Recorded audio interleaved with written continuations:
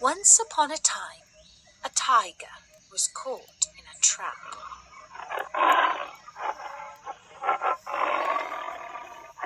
He tried in vain to get out through the bars, and rolled and bit with rage and grief when he failed. By chance, a poor Brahman came by.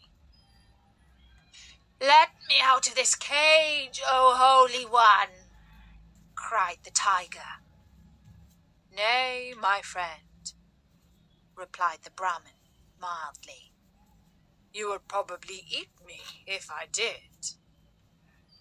"Not at all," swore the tiger with many oaths. "On the contrary, I should be ever grateful and serve you as a slave."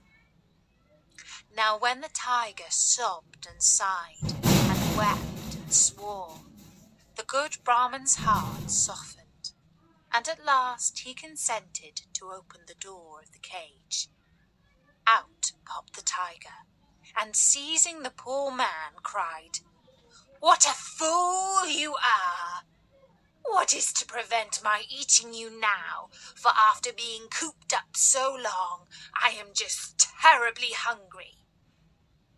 In vain the Brahman pleaded for his life. At last the tiger agreed that the Brahman could ask 3 things to judge whether or not the tiger was treating him unfairly.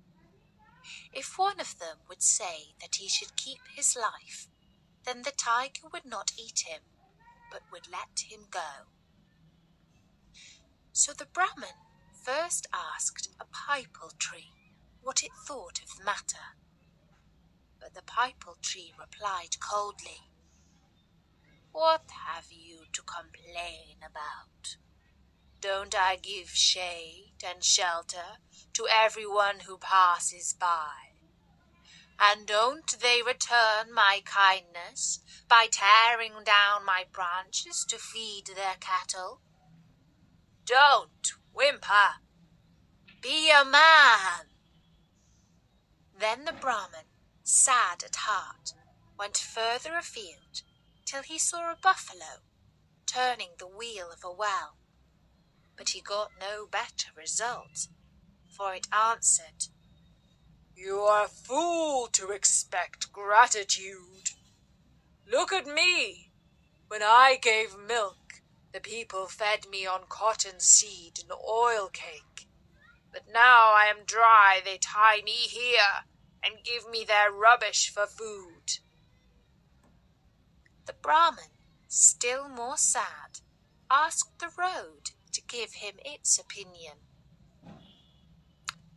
"My dear sir," said the road, "how foolish you are to expect anything else. Here I am, useful to everybody, yet all rich and poor, great and small, trample on me as they go past." At this, the Brahman turned back sorrowfully, and on the way he met a jackal, who called out, "Why, what's the matter, Mr. Brahman? You look as miserable as a fish out of water." The Brahman told him all that had happened.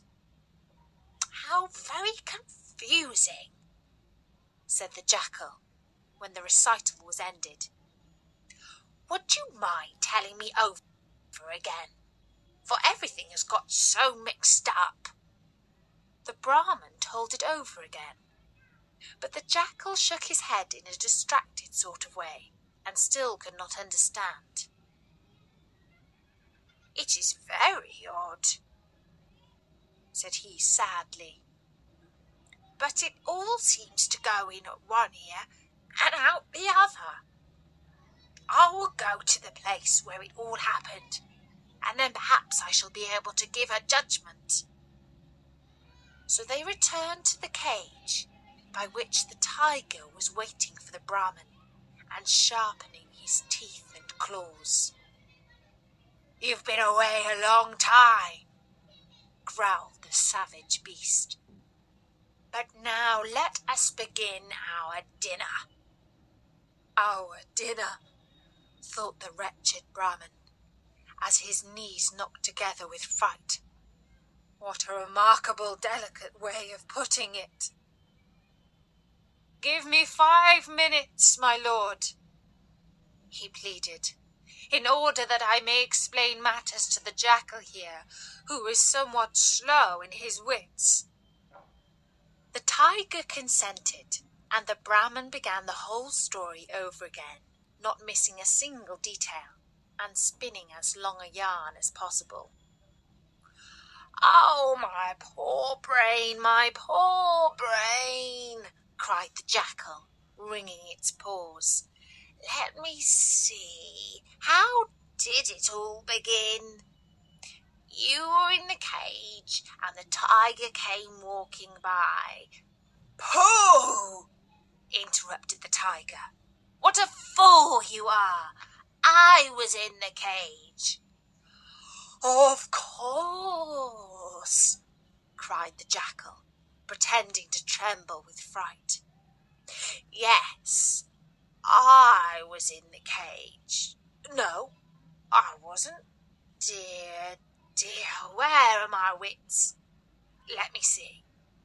The tiger was in the Brahman, and the cage came walking by. No, that's not it either. Well, don't mind me, but begin your dinner, for I shall never understand." "Yes, you shall," returned the tiger, in a rage at the jackal's stupidity. "I will make you understand. Look, here I am the tiger." "Yes, my lord." "And that is the Brahman." "Yes, my lord." "And that is the cage." "Yes, my lord." "And I was in the cage. Do you understand?" "Yes. No, please, my lord." "Well, how did you get in?" "How? Why, in the usual way, of course." "Oh, dear me, my head is beginning to whirl again. Please don't be angry, my lord, but what is the usual way?" At this, the tiger lost patience, and jumping into the cage, cried, "This way! Now do you understand how it was?" "Perfectly," grinned the jackal, as he dexterously shut the door.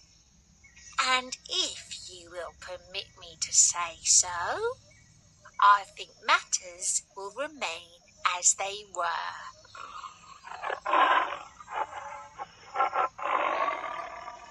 And that's the story of how the jackal helped the Brahmin escape from the tiger.